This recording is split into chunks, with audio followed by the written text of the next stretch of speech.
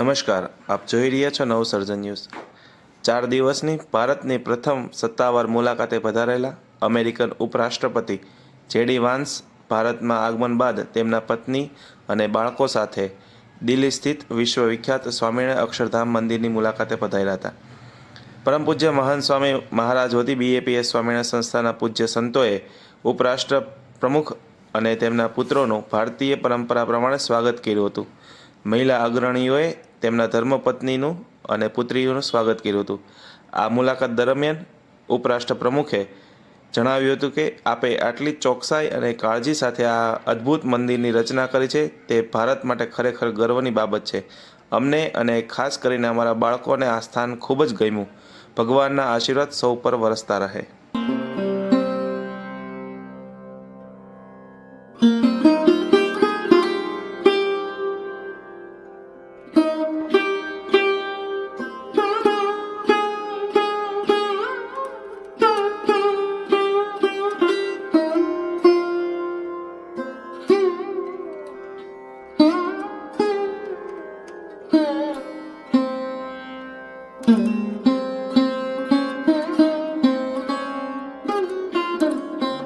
આવી જ અવનવી માહિતી અને સમાચાર મેળવવા માટે વિડીયોને લાઇક કરો, કોમેન્ટ કરો, ચેનલને સબસ્ક્રાઇબ કરો।